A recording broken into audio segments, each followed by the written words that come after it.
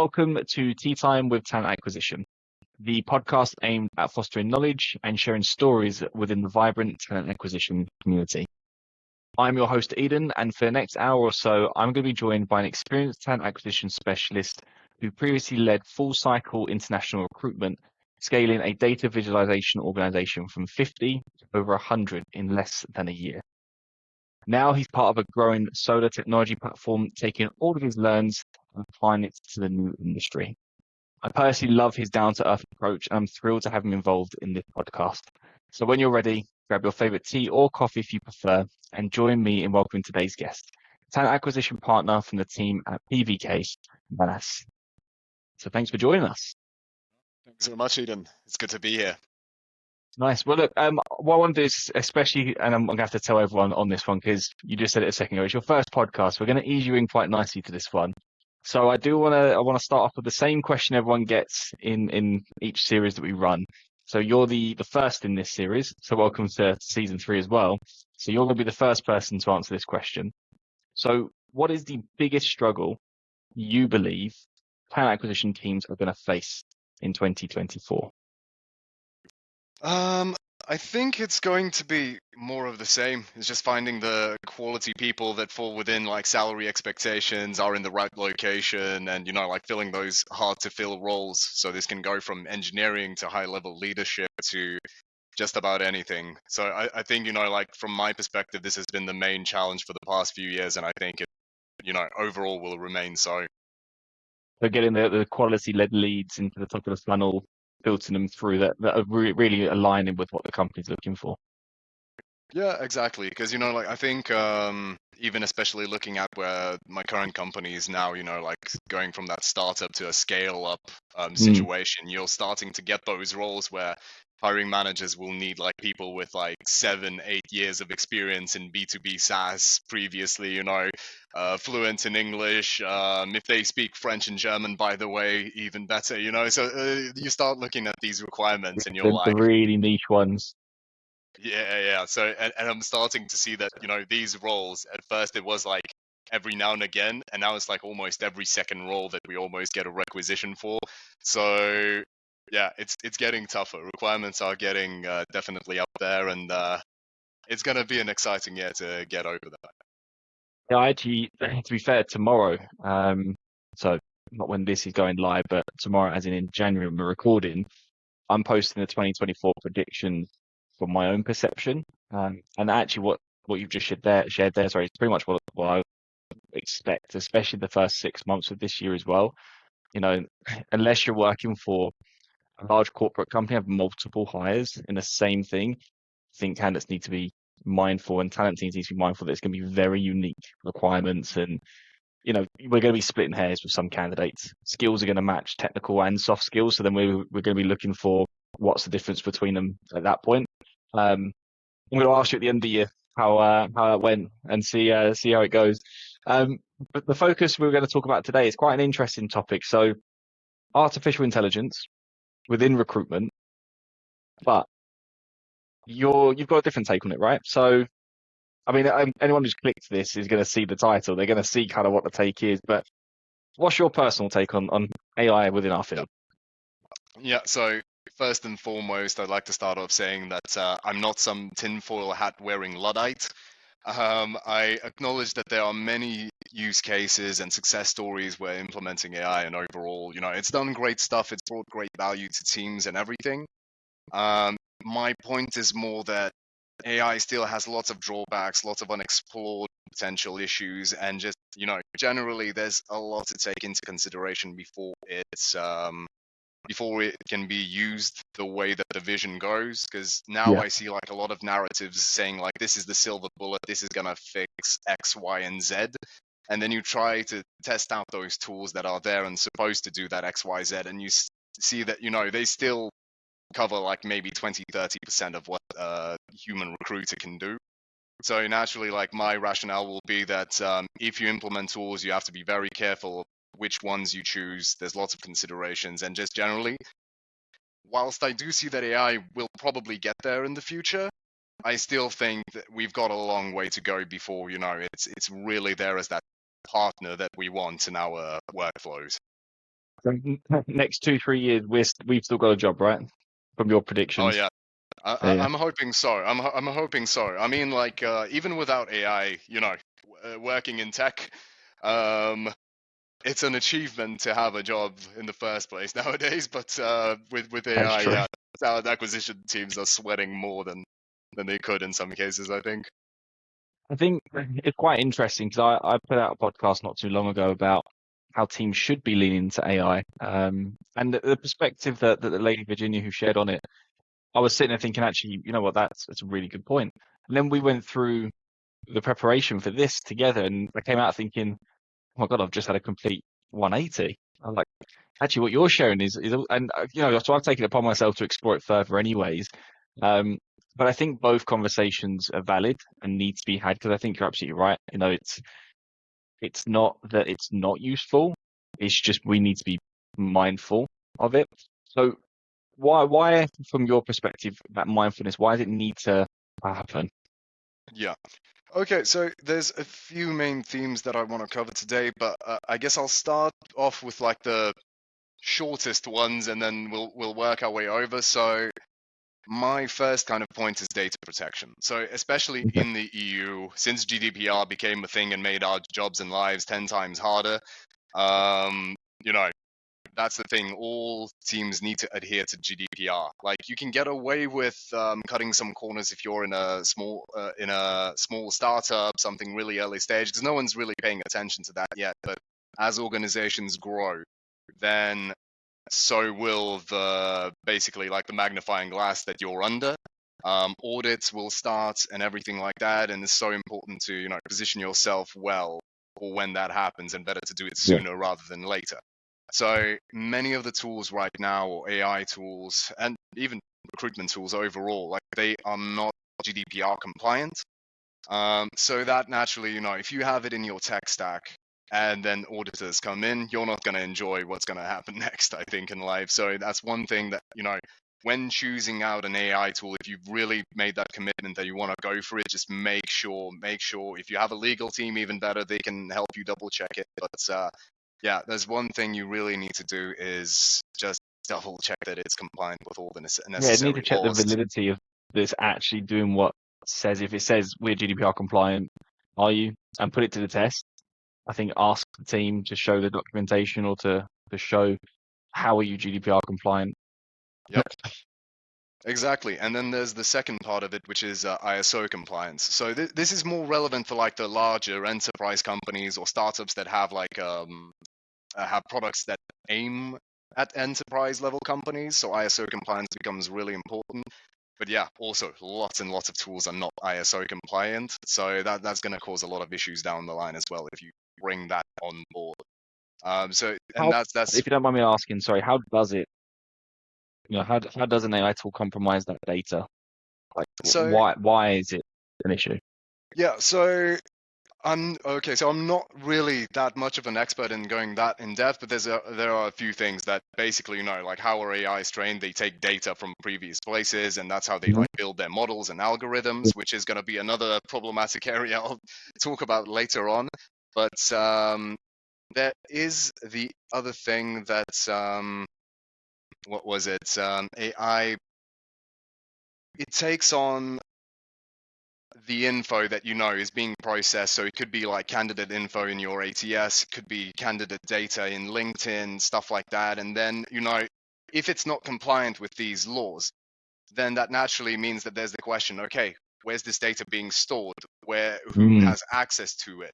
Um, do any other third parties do they have the availability to actually get their hands on it? Maybe if there's any kind of leak.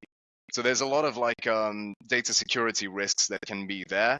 There's probably even risks in companies that are compliant that we don't know of. But yeah, naturally, like with those tools, it can cause info leaks about very sensitive information of your candidates, of your team, of anything else. And at the end of the day, that's not something you want to happen. We've had so many big data leakage issues in the startup and tech world in recent years, and you never want to see your company's name on one of those mhm. articles at the end of the day. Being banished off LinkedIn and all the hate mail coming in. It's interesting on that topic. I know we're obviously not experts in the field of the technology side, but it is interesting because I see a lot of AI tools coming up for just mostly data scraping tools, slapped with the word AI on there, rebranded, resold. And there's a few on there. I won't name them because I do use them, but I've used them, right? Yeah. And now you're talking about, I'm thinking, sitting there thinking, you're absolutely right. Where does the data sit? So the data sits on LinkedIn and it's scraped through this tool to gather that data.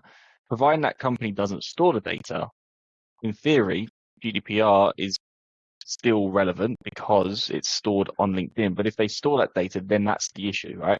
They're Yep. storing data that they're not allowed to officially hold because the person has not given them consent.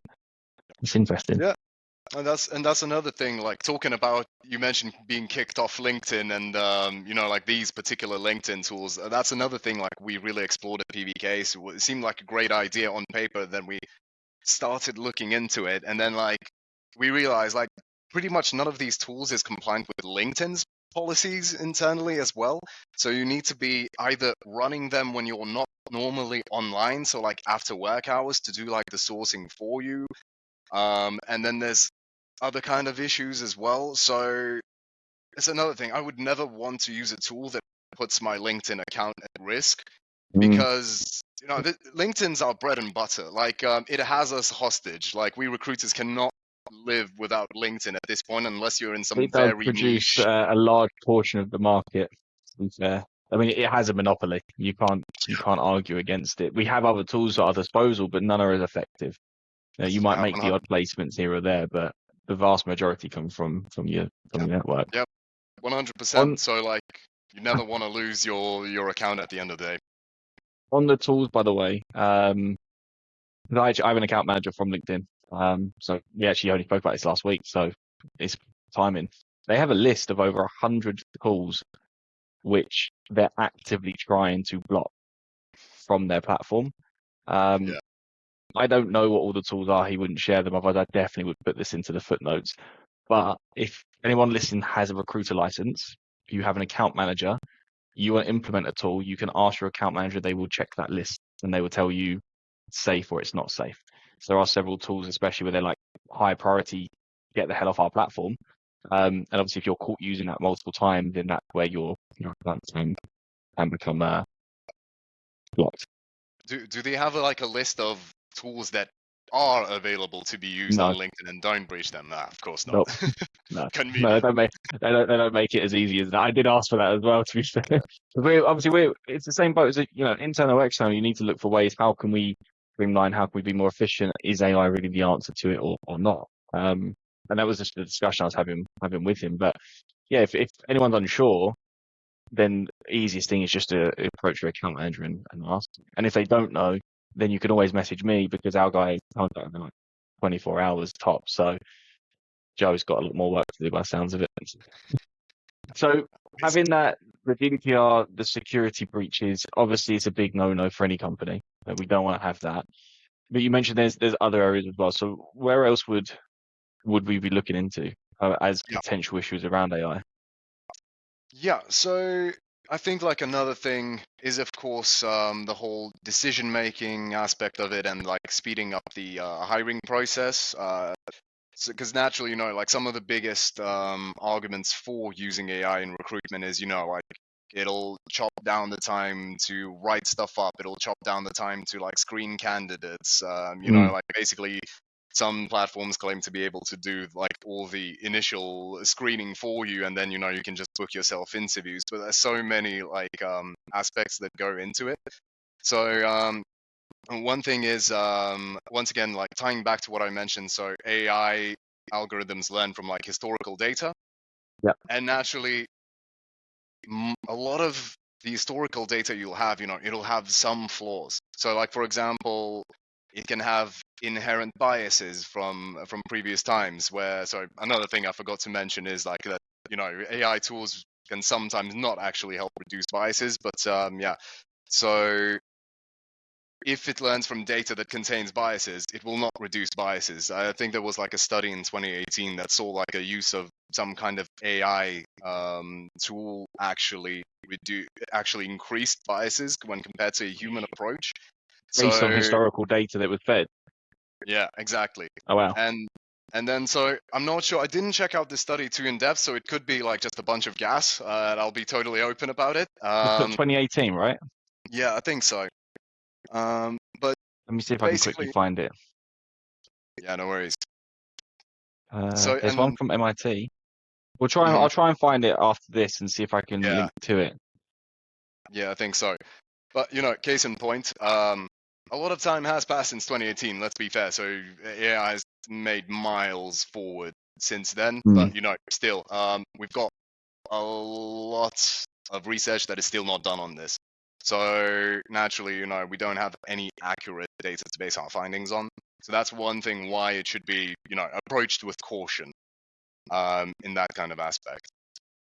Then, like, I've also noticed that it's great for increasing speed, but only in some particular cases. So let's take MetaView for example. Like, it's probably one of the most popular tools now for recruitment from like the AI scene, and I've played Mhm. around quite a bit with it. Um, some members of my team actually use it. Well, my Before whole you team uses go it. through this, explain someone who has never heard of it what MetaView is.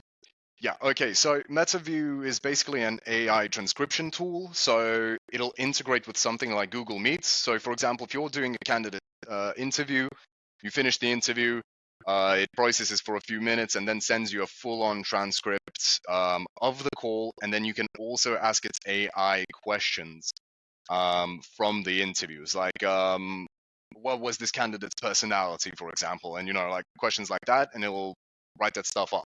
So our team onboarded it. I realize I'm actually the only person that doesn't use it anymore. Um, but there's a reason for that.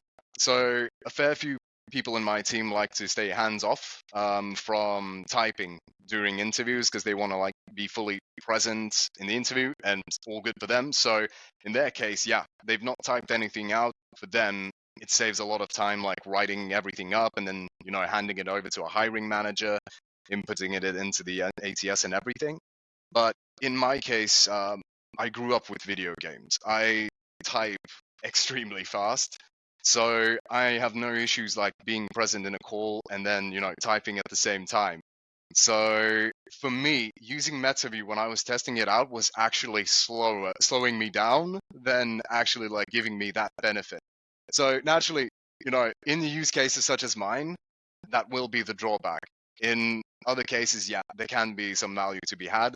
So that's another thing, like you got to evaluate, like, is the ability to be like fully present in a call really that necessary for your team? Will it actually drive that value and justify the price of the product? Will it, actually Mm. bring you enough value to justify bringing it on the table? So that's another thing that, is really useful to kind of evaluate. So yeah, that aspect of checking out speed and everything, it doesn't always hold up in all Yeah. cases.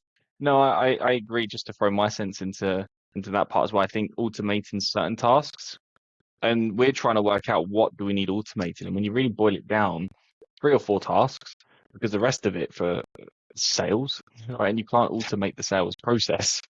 You have to build, and okay, you can in some products, but we're dealing with products, quote unquote, that are people that have their own, mind, and you can't automate their thinking process for them.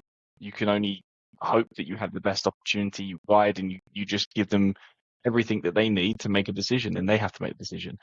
The MetaView topic, I think it's interesting for somebody who might be new to the world of recruitment, who are maybe struggling to do both typing and listening. I do see a lot of juniors struggle with that. By the way, I'm also from the era of trying to sell gold on RuneScape within a very short window of time. Type in who wants to buy it. So I'm with you on there. I can type super quick, but I do see the value in a product like MetaView as well. And we're not sponsored by them, but if MetaView does want to sponsor us, feel free to reach out. I wouldn't say no. But I think as well it's good because it's completely unedited at that point as well. So like as a hiring manager, you can go in and say, okay, what exactly was covered, what wasn't covered, and you can always track back. Issuing a process always comes down to candidate's not qualified or the job itself isn't qualified. And if both of those two things are recorded in word by word, you can always track back what happened. Yeah, and that's another thing that's good that you mentioned, because we've just recently had a case where some hiring managers noted that not everything on MetaView and how it logs was accurate. Like some Oh, words got really? misinterpreted, some Ah, sentences okay. and So meanings were basically, lost. everything I just said there was a load of rubbish. Not necessarily a load of Okay. rubbish, it could be an isolated case or two or everything, but that's what, once again, it's not Worth something that noting. you can just like copy paste throw it on and Mm, job's done. You'll still need to like clean it up. And yeah. I also found like it has such a dry formal speech on how it logs everything that I just, want to delete everything and rewrite it in my words again just for user friendliness as well. So that's another little thing to note. How do you think AI is going to impact the big question, which is candidate experience?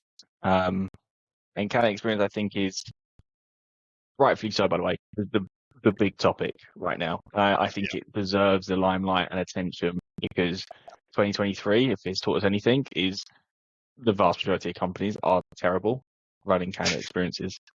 Just say how it is. I mean, Yeah. let's be honest. So bringing in AI, what do you think the implications are going to be on Yeah. that? Good on bad? So I think it really depends on what kind of company it is. Like for the companies that you mentioned, that have like generally not great candidate experience, like for them, I don't think it will have many drawbacks, because if your candidate experience is already not great, then AI won't make it worse, I imagine. So I would imagine it could actually have the point of increasing the candidate experience rather than like being a drawback.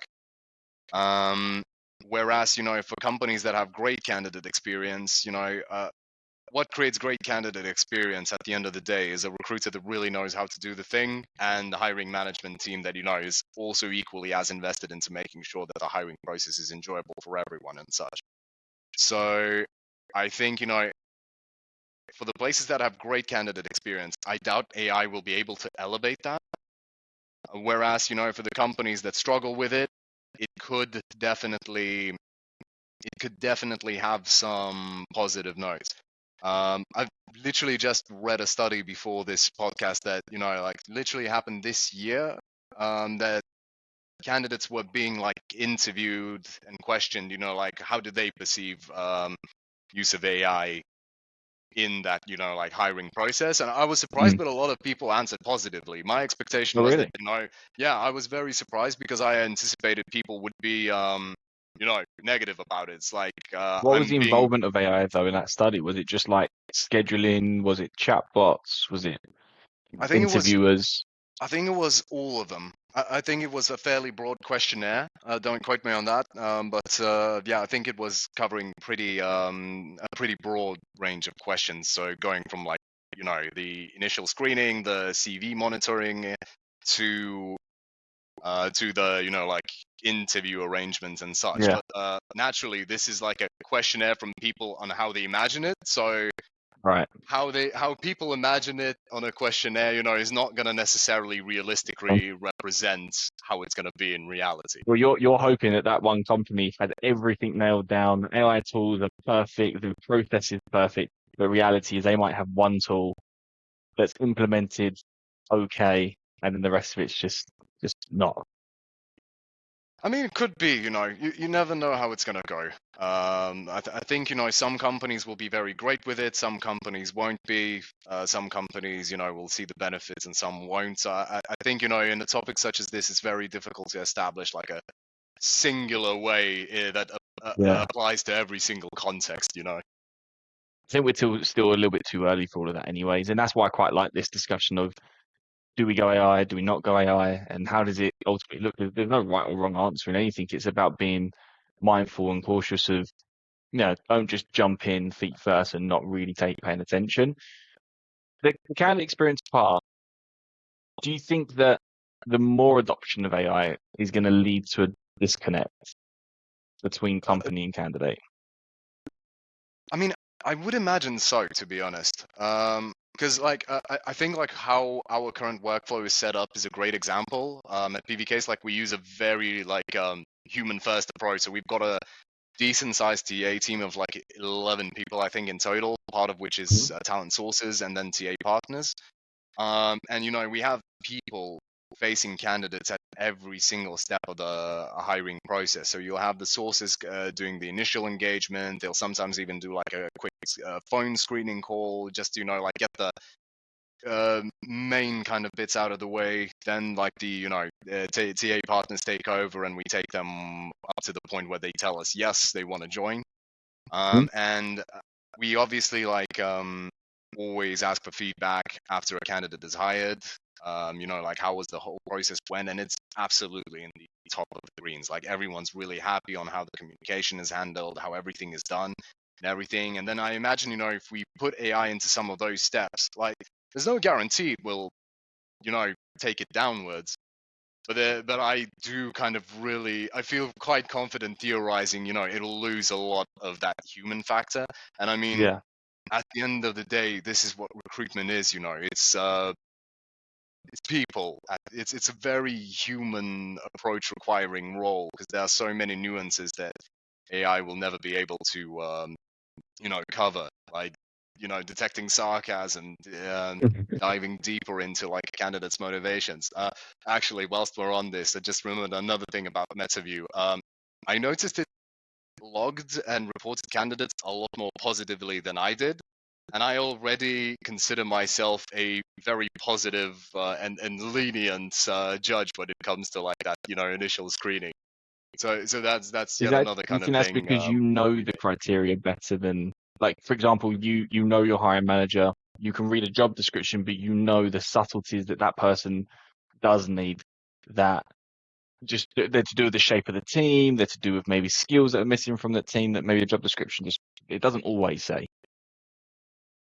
Not even necessarily to that level. I would say it's more so like missing a few nuances, because a person can like go on a huge ramble that has many disconnects, and like just misses the point a lot. But to the AI, like they're talking, they're answering the question. Fair enough, fair play. Let's continue. So it It's a doesn't, great point. So, yeah, it's not determining give you whether negative yeah, points. not determining whether or not somebody is like to the point, structuring their answer. If it's saying it, they're talking, they're giving us information, it's a big green tick. Yep. No, 100%. Mhm. So yeah, and like tying back, so I can definitely see some disconnects that can happen. I can definitely see like some of them drawbacks that go. So yeah, there's just loads of risk factors. Maybe down the line, once AI is perfected and it passes the Turing test and it gets properly cracking on, yeah, maybe we'll have to change careers. Like maybe that'll be that. But I think there's Who still knows? many years. I think what's most likely going to happen is that many years will still pass before this becomes like a real kind of thing for us. And then eventually it's going to be something like I read when ChatGPT came out, and then all the copywriters were like, oh God, that's it for us. And realistically, one person on LinkedIn, I don't remember who it was, just said it like that. It's like, yeah, it's the end for copywriters that don't know how to use the tool properly. Those that will adapt to the market, that will learn to use it properly, they will prosper. And I think the same is going to happen with recruiters. Yeah, But for now, the tools aren't there yet, so that you can actually do it. Like there is some value, but that's like my position. Why in my context it doesn't really, it hasn't come up to the or lived up to the hype, basically. yeah. And I think I'm with you on the sense of those who can use the tools will get the step ahead, but you're right, the tools just aren't. They're not there properly. They're not there in abundance either. We're saying MetaView, but a lot of people know about that one. There's tools that are being created, but I'm yet to see for any of the conferences I've been to that I sit there and go, wow, that is a game changer. They're all just they're all just the same, just slight different interface. And like even for example, LinkedIn added AI into their emailing system. And it's terrible. I don't know if you used it yet. No, I actually haven't. So what is that? Yeah, so like I found you on LinkedIn Recruiter. I'll click generate message with AI, and it'll basically draw in a message based on your profile. And it'll say like, "Hi, I've seen that you're working for PVcase for X amount of years, blah blah blah. right? And in theory, great. In practice, Yeah, you can tell within two messages that it's a copy paste one. So, I mean, yeah, it doesn't really work. I put a poll up about it and said, like, would you respond to somebody who done this? And like resounding like 80-85% was like, no. So clearly it's a yeah, tool that AI, it's an AI tool that people just aren't, they don't want.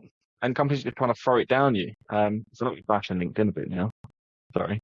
Uh, the other side of yeah. We, things we, we is, can't bite the hand that feeds at this point. no, no, no. Sorry if LinkedIn, if you are listening, I apologize as well.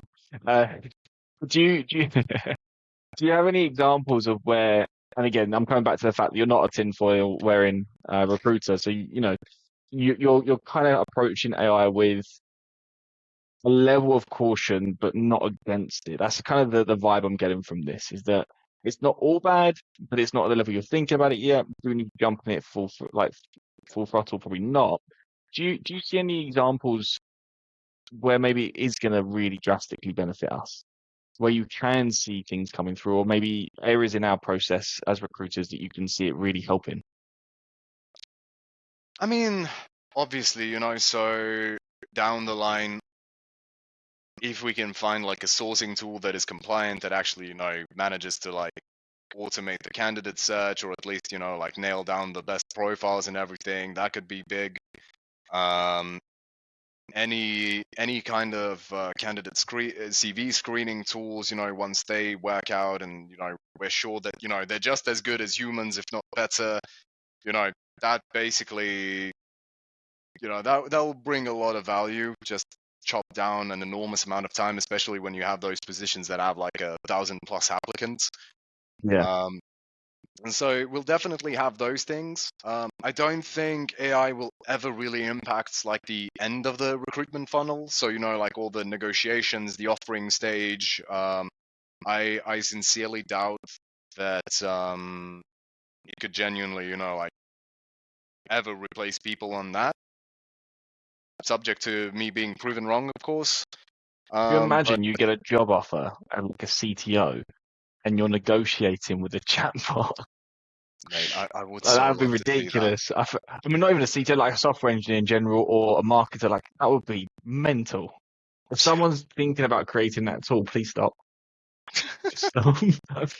I feel like that doesn't need to be created.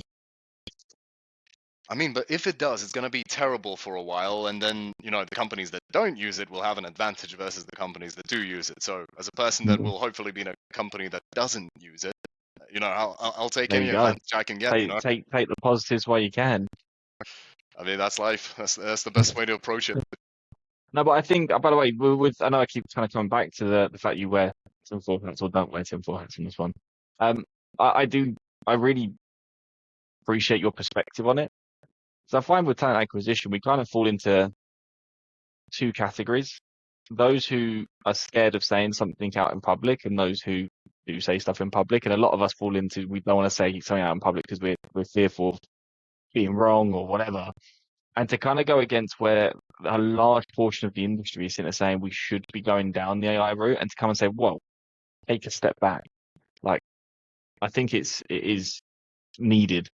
And I think some teams will find that actually, you know what, going with AI, it worked perfect for us. And other teams, in your case, it hasn't really, with yourself not using the tool. I think it's about kind of being mindful. I think that's the biggest takeaway of this one. Yeah, of course. Like, I think it's not just the AI thing, like any tools, anything, like you have to be mindful of what works, what doesn't, and properly evaluate it, because only then, Mm. you're going to be able to establish if this is something that, will actually benefit you, or, come back to bite you in the end at some point. So this goes beyond from AI to a full-on life lesson, evaluate everything, be mindful. That is true.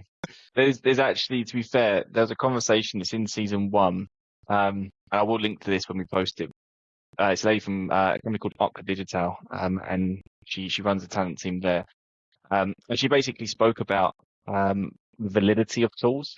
And it's a really, really interesting conversation because you shouldn't just blindly accept a company comes in and says, "Hey, by the way, we can run your entire screening process, and this is the cost, and this is your result." And she's saying, "Well, you should validate." and say, look, okay, show me the data.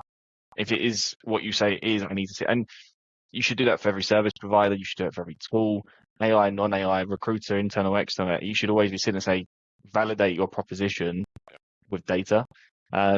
We'll end it on there, Benas, but thank you so much for jumping in and kind of helping with this. But I appreciate you taking the time. But hopefully, there's things to be taken away from those listening. So thank you for joining.